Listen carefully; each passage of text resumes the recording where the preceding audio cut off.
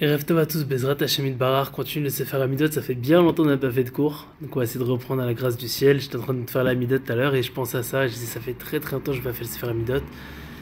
Il faut continuer Bezrat Hashem, faut pas s'arrêter comme ça, on va pouvoir le finir tôt ou tard, mais l'essentiel c'est qu'on le finisse si Dieu veut. Donc on s'est arrêté au point 52. Il y a écrit comme ça, Mistakel Be'erva Kashtoni Neret. Ça c'est par rapport aux hommes, que en gros quand une personne aura sa brite, alors entre guillemets, ça fait en sorte que ça s'affaiblit. Et ceux qui veulent vraiment approfondir, regarder la Gemara, c'est une très très grande chose, c'est un très grand inyan, surtout par rapport aux hommes, de faire attention vraiment à ses yeux, même pour soi-même, c'est une très grande chose. 53, parce qu'on parlait du sujet justement qui parlait des Yehurim, donc il parle de très grandes choses entre guillemets de chassidoute, c'est-à-dire de manière pieuse, pas la chassidoute par rapport au Baal Shem Tov. Quand on dit la chassidoute, c'est aussi parce qu'il y a le djinn, c'est-à-dire la lacha, il y a l'ifni mishurata djinn. Il y a au-dessus de la lacha, il y a Hachem ce qu'il nous demande, et il y a on veut faire plaisir à Hachem encore plus. Il y a comme vous connaissez le machal avec le père et le fils. Il y a deux sortes de façons de servir Dieu. Il y a comme un esclave, ça fait le strict minimum, on veut entre guillemets être de chova, ça veut dire s'acquitter de notre obligation. Ou alors il y a une autre possibilité, c'est faire plaisir à Hachem, parce que comme un fils, parce qu'on l'aime, on veut le mieux, etc. Donc cette façon de faire, c'est une très grande chose. Et quand une personne veut vraiment faire plaisir à son père, alors il faut au-dessus de la loi. Donc c'est ça le Inyan. Point numéro 53. Amevazé Tamoadot, qui est loup au Vedavodazar. Il y a écrit que celui, c'est Mishnah au Perkavod, celui qui dénigre entre guillemets les. Je sais pas pourquoi il le ramène ici, mais celui qui dénigre entre guillemets les Moadot, c'est Chol HaMoed, c'est comme s'il faisait la Vodazara. Alors c'est une très très grande chose. Parce que les Moadim, entre guillemets, c'est des moments où on se rapproche d'Hachem. C'est des moments où on peut prier Hachem, on peut se rapprocher de Dieu, on peut beaucoup étudier, on peut faire plein de mitzvot, etc. Et c'est un moment où, entre guillemets, on n'est pas censé travailler vu que c'est la fête, et on est censé se rapprocher de Dieu. Une personne qui les dénigre, alors, entre guillemets, c'est comme s'il dit, entre guillemets, Hachem, je ne veux pas me rapprocher de toi. Une personne qui ne veut pas se rapprocher de Dieu, donc automatiquement, c'est comme s'il faisait Avodazara. Parce que c'est quoi Avodazara? Il y a Avodat Hachem et Avodazara. Ce qui n'est pas l'Avodat Hachem, c'est l'Avodazara automatiquement. Une personne qui ne fait pas la volonté de Dieu, alors, il fait pas la volonté de Dieu, donc il faut autre chose automatiquement. Parce que des fois même, il y a le Rambam, c'est important de préciser ça, il y a le Rambam, il expliquait qu'il y avait 5 catégories de personnes. Il y a celui qui va parler, par exemple, des mitzvot, c'est une très grande chose, il va parler de Torah, etc. Il y a une personne qui va parler, par exemple, des choses qui ne sont pas des mitzvot, mais c'est des bonnes choses pour la Avodat Hashem. Par exemple, il va parler de la santé, il va parler de plein de choses, entre guillemets, de faire attention à la nourriture, à la tavet achayila.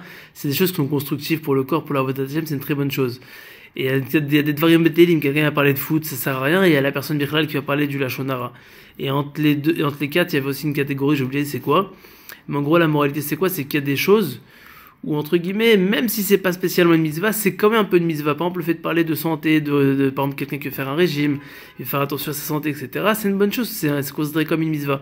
Mais une personne qui fait pas attention à ça du tout, alors le problème, c'est quoi? C'est qu'il dit juste des dvarim betelim, des mauvaises choses, c'est pas de la vodat Hashem. En fait, la moralité, c'est quoi? C'est qu'il y a des choses qu'on fait, si on met notre kavana dedans, que ce soit pour Dieu, comme c'est écrit que, on a une mitzvah dans le Shulchan Arour de faire Bechol Derach Dehu, c'est-à-dire de servir Hachem dans tous nos chemins, c'est-à-dire même quand il va aux toilettes, même quand il mange, même quand il boit, même quand il dort, etc. Et ben, s'il met sa kavana pour Dieu, alors Hachem il lui compte comme une mitzvah. Donc si une personne il fait des choses et qu'il met la kavana pour Hachem, vu que c'est considéré comme une mitzvah, c'est la avodat Hachem, même si c'est pas une mitzvah. Entre guillemets, on le rend mitzvah. Mais si une personne il fait des choses qui ne sont pas la avodat Hachem, automatiquement c'est la avodat zara. Et c'est ce qu'il dit ici. Celui qui dénigre les fêtes, une personne qui dénigre les fêtes, donc automatiquement il ne va pas se rapprocher d'Hachem, donc c'est de la avodat zara. C'est Keilou, c'est comme c'est de la avodah zara, parce qu'il fait pas vraiment avodah zara mamash, mais c'est comme si, donc c'est grave. D'après, il faut jamais dénigrer les fêtes. Il faut les kiffer, surtout que c'est un vrai kiff, Baruch Hashem. Ensuite, il dit comme ça. Mishesh le Mouna, celui qui a les Mouna, donc la foi en Dieu, Akadosh Baruch Hu Magen Alav, Hashem il le protège. Chez le Yavolide Yerour, Vasil Leaou Alma Belochet Va Akadosh Baruch Hu Mesalo. Ça c'est incroyable, une personne qui a la Mouna, Akadosh Baruch Hu il le protégera pour que ne viennent pas des réflexions malsaines et puisse accéder au monde futur dépourvu de fautes. C'est pourquoi Kadosh Baruch Hu lui vient en aide. En gros, Kadosh Baruch Hu il fait en sorte de le sauver, de le protéger, parce qu'il a l'aïmouna. 55. Bisman Shoskim Bator Gmul Trasadim Itzram Masur Biadam. Alors, lorsque des personnes étudient la Torah, ils font du chesed, alors le Yitzhara, il est, entre guillemets, donné dans leurs mains. C'est-à-dire que tant qu'une personne, il est kashour à Kadosh Baruch Hu, il attache à Dieu, qui fait la Torah, qui fait les mitzvot, automatiquement, Hachem, entre guillemets, il donne son Yitzhara, ce qui permet et fait en sorte, entre guillemets, de ne pas trébucher. Mais si une personne ne fait pas attention à ça, malheureusement, il tombe. Donc pour ça, il faut faire très très attention.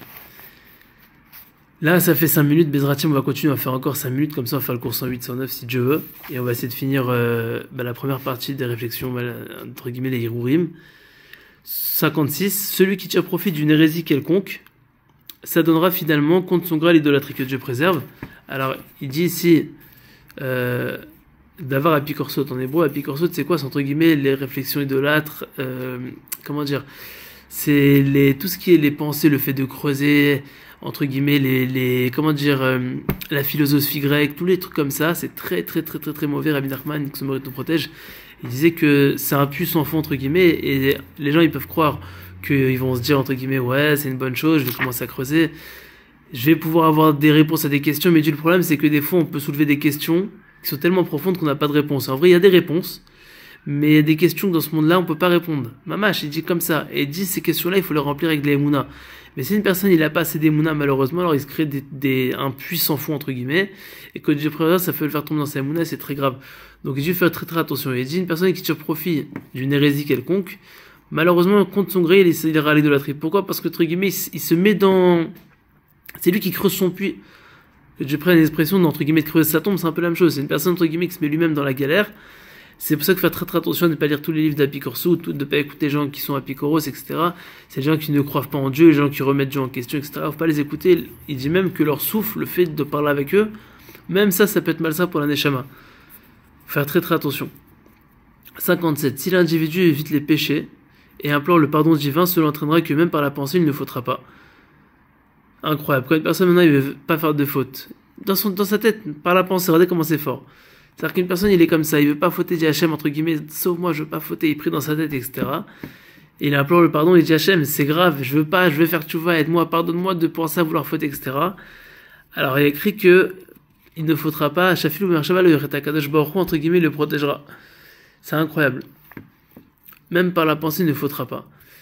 58. Celui qui s'accoupe charnellement une koutchite, c'est une non-juive, entre guillemets. Satchit, c'est, bon, à l'époque, c'était un peuple non-juif, mais aujourd'hui, quand il dit si koutchite, c'est une personne qui n'est pas juive.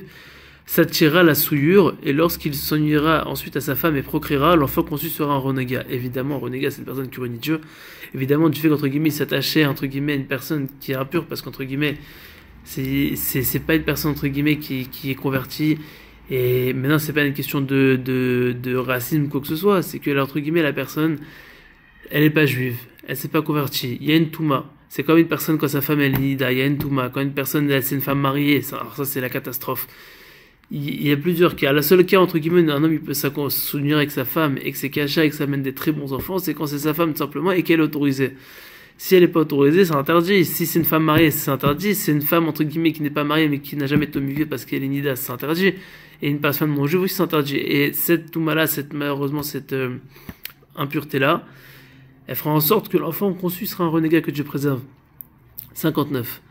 La ceinture de prière, donc le gartel, c'est une réparation contre les pensées malsaines. Donc ça, les Chabad, ils mettent une ceinture autour de la taille. Et c'est une très bonne chose. Pourquoi?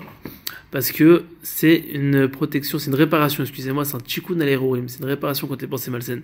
C'est un grand chidouche, je ne le savais pas du tout. 60. Celui qui a des pensées laxives sur les femmes les annulera en prenant garde de ne tromper personne. Donc c'est important, une personne que il pourra les annuler en faisant attention de ne jamais tromper personne. C'est quoi tromper personne? Par exemple, quelqu'un il a acheté un produit, Nagid, il a acheté un diamant. Le diamant il a payé 1000 euros. Il dit, tu sais frérot, je l'ai payé 2500 euros, je te le vends 3000. Tu mens. La vraie halakha, tu l'as payé 1000 euros. Si tu veux pas dire le prix, ne dis pas le prix, mais ne lui fais pas croire que tu l'as payé tant et tant. Ne trompe pas les personnes. Ça va surtout tromper une personne. Et si une personne il fait attention de ne pas tromper, Akadosh Baruch Hu le protégera. De toute façon, la parole c'est Hachem qui la donne. Et si une personne doit faire une affaire, il dit Rabbi Nachman que chaque affaire qu'on fait, chaque business, en gros, c'est par rapport au lien qu'on a par rapport à notre neshama pour réparer une étincelle qu'on a chez la personne. Et parce qu'on doit acquérir tel objet pour réparer notre âme. Donc une personne à guide, il va acheter par exemple, je sais pas, un scooter chez une autre personne, c'est parce qu'il a besoin de ce scooter qui est relié par rapport à son âme et ça va le permettre, entre guillemets, de faire son tikkun, de réparer son âme et d'être parfait. Donc s'il doit l'acheter quoi qu'il arrive, il l'achètera. C'est pour ça qu'il dit ça sert à rien de se précipiter, ça sert à rien de vouloir s'investir à 200% parce qu'il doit revenir vers nous, quoi qu'il arrive, ça arrivera vers nous d'une façon ou d'une autre. Il faut juste ça se ma'amine. Et le 61, il dit Gam à l'idée de tzedaka, grâce au fait de la tzedaka et au fait aussi de ne tromper personne, ce qu'on a dit précédemment dans le 60, Il dit une personne, il a une réelle mauvaise pensée. Voilà, on a fini toute la partie numéro 1. La partie numéro 2, elle est courte, Baruch Hashem. Et on essaiera de la faire la prochaine fois, à la grâce du ciel. Voilà, on peut dire Shabbat Shalom, vu qu'on est déjà mercredi soir, que des brachot Bezratim, on va essayer de continuer à la grâce du ciel.